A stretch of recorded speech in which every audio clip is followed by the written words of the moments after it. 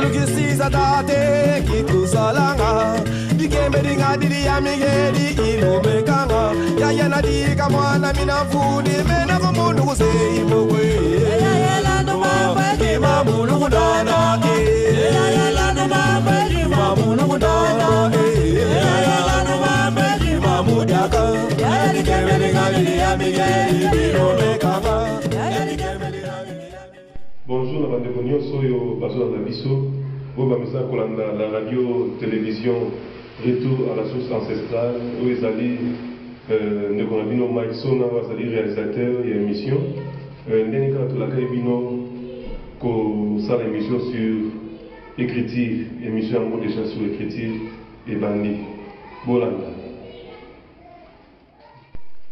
Topesi mbote mokili mobimba bolanda biso bomemesano na kombo nzambe mpungutulendo ya mbanza velela nde toyebisa bino toujours ke makambo eza ebele plus ou moins 444 000 livres avec 16 740 000 mémoires kasi lokwa tokomi na 2016 oyo kimbango alobaki ke mokili ekoningana makambo ekobima ndenge na ndenge bato mpe bakotiola ebele bato mpe bakotikala ebele mpona korepare topé kozongisa o tobenga lokola originalité du Congo hein babenga biso ba Congois lelo babenga biso ba Congolais toloba mingi te lelo twana makambo itali écriture ndenge tosala de flash ya koyebisa bino ke site ezaki tripoté mais siko tozongi susu na site o toloba yeke radio et télévision retour à la source ancestrale abimisa biso makambo ebele ba calendrier ba montre donc ba formule et on tobi que non tableau soit bimi pour la sa grandeur ya kimbangu ikona mesa pour bate belé babi ke bango baza ba kimbangu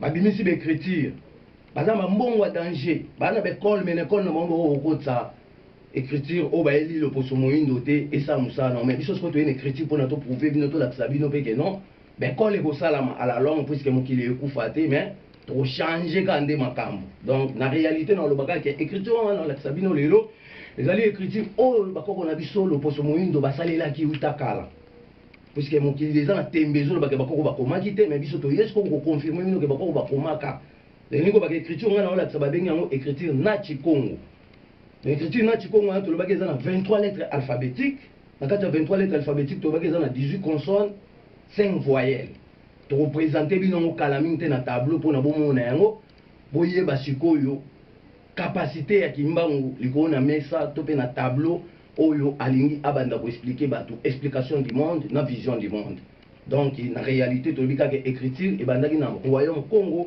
na 1543 mutasimba e bibliothèque na biso le poso moindo kombo na mama koko nzinga te mais mama pembo nzinga mama pembo nzinga abota mwana ya mwasi babengi la reine ndinga oyo atongi parti à Bakongo na village au Baobenga Matamba donc yemu tabundé na ba portugais na 1666 makambo eze belé mais to ke na ndamunda mpona kopesa ba compréhension sans plus tarder nazo telema sikoyo pona na démontrer alphabet congolais likona mesa po congolais pas sepela yeba ke l'alphabet congolais a 23 lettres alphabet français a 26 lettres et à anglais ali ya ba chinois chaque peuple a une écriture na mais africain a une écriture té.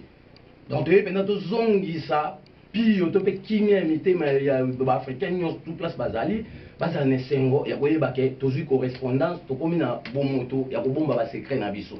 Donc, bolandanga na boké, nous sommes pour na peut expliquer, peut tout manibula, makambo itali, boanya na maele ya écriture, na biso ba congolais, likolo na mesa pour na kopesa bato, eliki ya solo ke mokile kokufa te, kasi mokile lingo bongwana. Pamba te be kol nyonso o mindele ba ile biso na 1912 na enseignement na bango na programme des études na bango elingi kufa pour na to remplacer enseignement ya sika ya africain donc yo pasteur yo batu nyonso bo samba na kata l'église bo tika obangisa batu ke fin du monde ezali pamba te alphabet congolais na to écolité to za makambo ebele ko sala congolais na sali le côté ni sardine mais ala mambisi ebele donc to bike to zo pe nzombo ba tie na boîte ba sali sardine na nzombo mais to ya na makambo na sima. Alphabet français a 26 lettres. L'alphabet congolais a 23 lettres. On se connaît l'autre au Sabino. Alphabet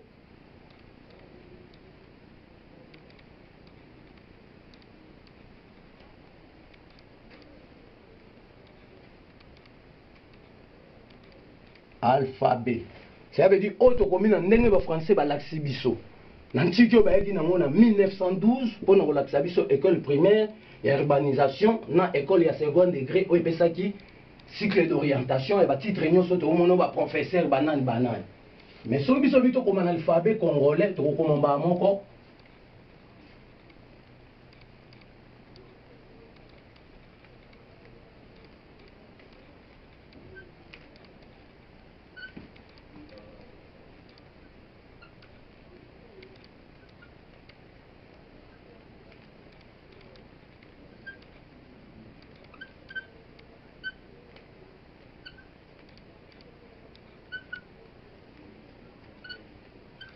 Ça veut dire alphabet congolais.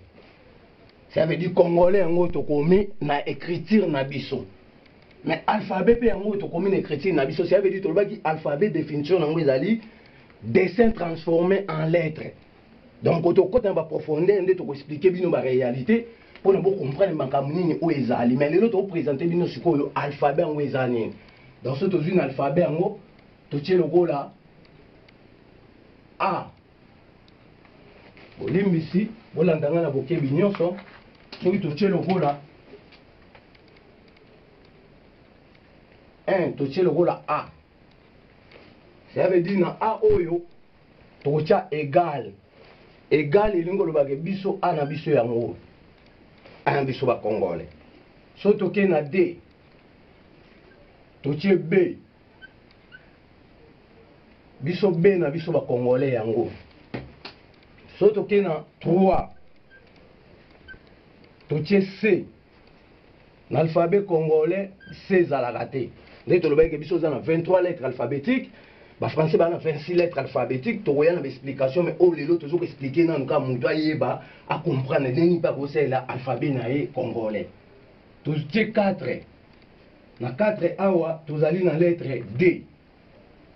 Donc tant que tu as lettre D, biso va congolais, lettre na biso D en haut. Toke na 5. Tant que tu as lettre 5, tu na E. Donc E égale E na biso va congolais en haut. Tu na 6.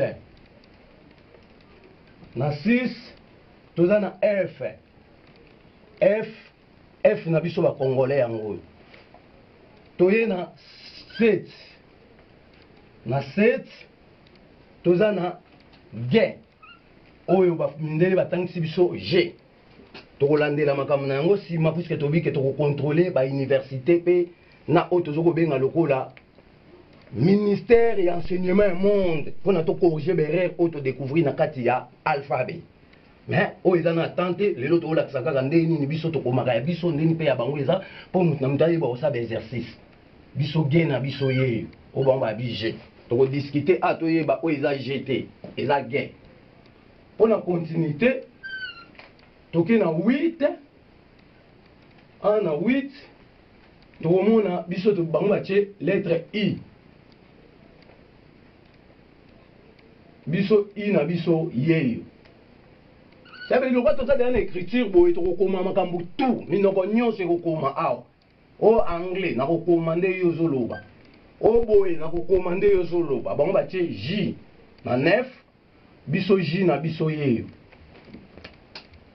Na 10, bah tiens biso au toujours bien na K. K, biso K na biso yango.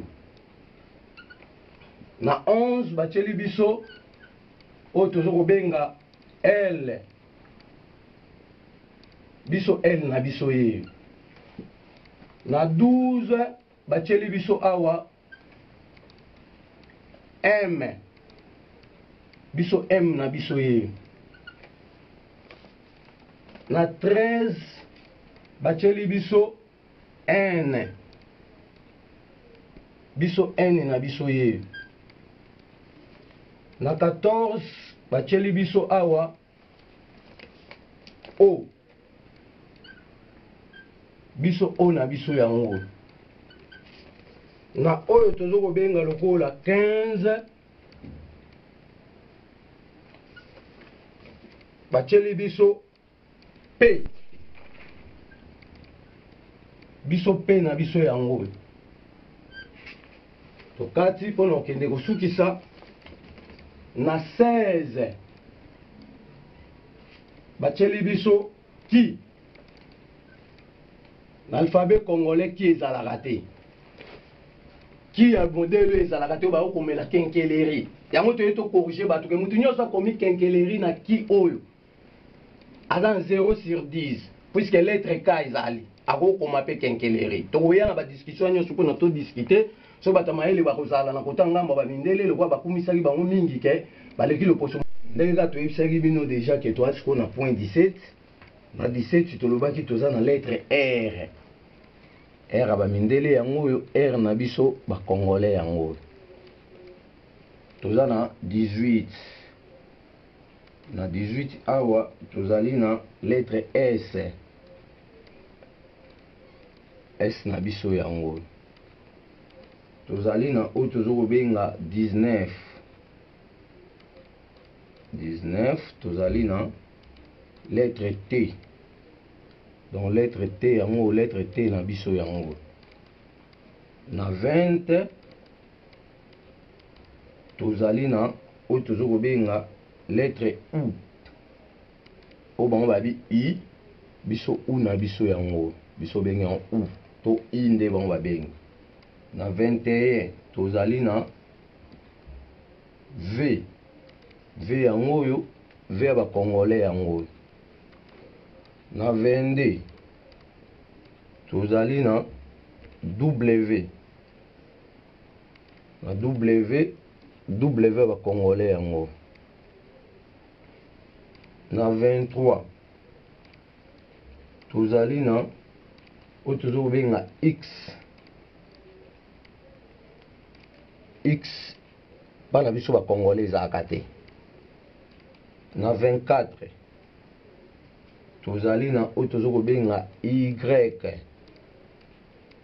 na biso bakongolais yango ndenge kobake tableau esuki te tozobalola tableau na biso mpona tocontinue todémontrer na bachiffre nde tolobaki après toclôturer bacontinuité ya bémission tokosala nsima donc tobaloli tableau tobosana ete koyebisa bino ke non toza toujours na continuité toke na 25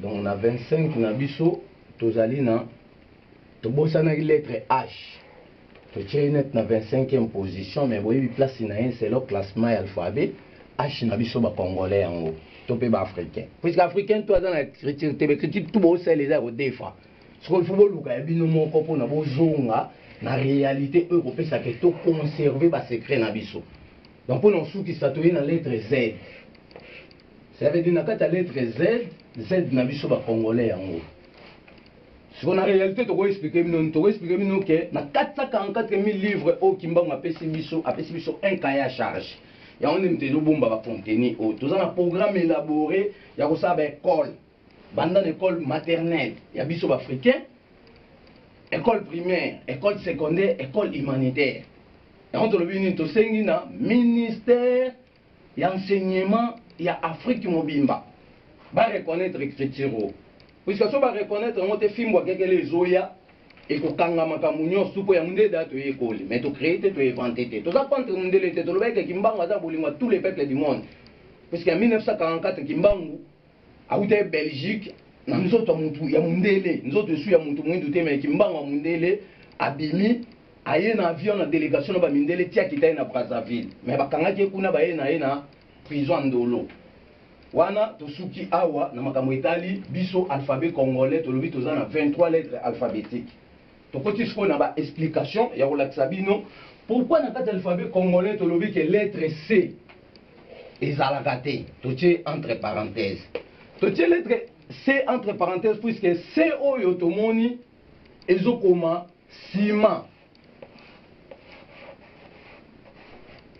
loko azokoma ciment un mois azokoma Congo et il y a désordre na mito ba congolais donc toyebisi bato nyonso babimisa baécriture bapublie yango na monde base préparer kimbango atindi basavant na ye baye ocontrôler makambo nyonso ya mokili donc nous sommes les inspecteurs du monde Tu dois traiter tous les dossiers de l'humanité. Oh, bakanga ba tu esclave, bakenda na bango. To landela makambo na nyonso. To bombeli binote. Ya on te le dit que to luka to comprendre c'est au point de pour ma Congo et moi zo pour ma ciment. Ya on biso to longolier a une importance te na kati alphabet na biso dans alphabet congolais a 23 lettres. So to bomi makambo C. To bomi tu na makambo ya auto zo benga. Pourquoi to longoli X na kati alphabet na biso? Ça veut dire, avant de y en a X, biso to koloba ke to kaboli tableau, lettre C pas na biso so ba bi ciment. Dès to lobi ciment to uti ko boma na Congo. To lobi ke echa trouble na kati mitu abatu. Biso lettre C na alphabet na biso to remplacer on na lettre S. S o to loba ke ezaboy. S ba congolais en. Ça veut dire so ba bi ciment na okomamba moko ciment. Na jui iyeyo na komi ciment. Ça veut dire lettre C a remplacé dans lettre S. Puisque l'alphabet a 26 lettres, chaque lettre faut jouer rôle naï. Ça veut dire l'alphabet français a 26 lettres, ça veut dire lettre na lettre faut jouer rôle. N'ende te expliquer bien que biso a 18 consonnes, tous en 5 voyelles et moi peut ça biso 23 lettres. Donc na 23 lettres, voyelle na consonne nda ko balana pour na a prononcer note. To aloba phonétique obiso to loba. Tu as lettre X. Donc so to dis lettre X pas na biso ba congolais à la gâté puisque so ba lobi Xavier. Bon ba so comme Xavier na X. Mais biso to mona X a waza remplacer na Z. Ndé to loba ki pas na biso que Z yé. Donc Z même d'avoir remplacer X. X a une importance c'est pour alphabet na 26 lettres. Pourquoi Z azali mais place à Z et mon beaucoup na X. Place à X, il est sous les lettres et sous. Il y a un to y to contrôler. To gena mbangouté puisque ba chiffre, ba signe arithmétique complet alphabet zali. Il faut ba yeba. Donc il a penan chi kinde to lobi ke kimbango est pour na classe. Pour na ko longola siko programme d'enseignement o yaki étrangèrement et longwa to ko ta programme asika. L'homme noir ayeba vérité na ye ayeba calendrier na ye ayeba ba date. Il y a pour calculer la date de naissance naïe ayeba ba makambo ebele na bombeli bino te makambo ebele mais auto présenter ezaka ndambu ya kolatisa bino pona toke kosukisa tolobi pourquoi tolongoli lettre qui français na kati alphabet na biso congolais tolobi ezalaka te ça veut dire mutu akomi kenkeleri o bakomi boye ezali na erreur. Puisque kenkeleri biso a lettre qui oyo to remplacer na lettre K. Ça veut dire vrai mouto a comment kenkeleri boy. Kenkeleri. Mais appelle makambo cha ina sukate donc to landé makambo anyo sous men alphabet congolais to comment kenkeleri boy. Kenkeleri.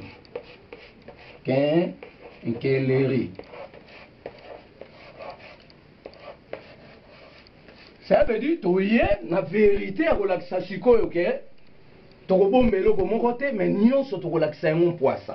Donc on peut ici valeur il y a 3 lettres pourquoi alphabet congolais a 23 lettres alphabet français a 26 lettres pourquoi to longoli ba lettre wana mususu. To bombeli binote makambo ezebele to relaxer to continuer 454 000 livres et ko s'exprimer pour na kolongola batu père qu'il y a fin du monde des athées mais vérité zoya. On a un chiffre, tu bandis dans la date. Autant tu bandes l'alphabet, tu commences la date. Lélo ezali le 29 premier mois 2016. Dans l'alphabet congolais, après tu commences un chiffre le 29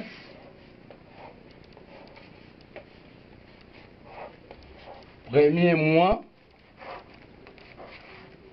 2016. Donc, on a un chiffre congolais. Mais si tu check le calendrier, le 19, on a le 6e mois, 5600. Bolimbisi, Togobongisa bien pour ne compliquer batouté. Donc 5609 années. Donc banda mokile banda ti lelo biso ba congolais toza na date na biso yango le 19 6e mois 5609 années tolobai ke calendrier congolais to africain eza na 28 mois nko to lobela calendrier bo yeba mais ato komi le 29 premier mois 2016 to komi yango pe na ki congolais le 29 pour la émission sur l'écriture au CPI le moment où on a ngala loba abandi ko nyonso bamisa kolanda biso toza vraiment na bosenga ya matériel na la posa message oyo tokomisa ngo monde entier mais pour le monde entier nga moko vraiment ndenge ba mikolo bakaka musabi moko sukola longité na la posenga vraiment ya soutien na bino please sur le plan matériel vous avez contact na Mike Sona obengi Mike Sona okosolola na ebike nzamba bakoko oza na bosenga te message na ikon ke mobimba akozanga te kopambola bino botika malamu liloba nzambe bomo ya seko kisalukisiza tate kikusalanga bikembe dingadili ya migedi ilomekanga yayana dika mwana minafuni mena komundu kuseimo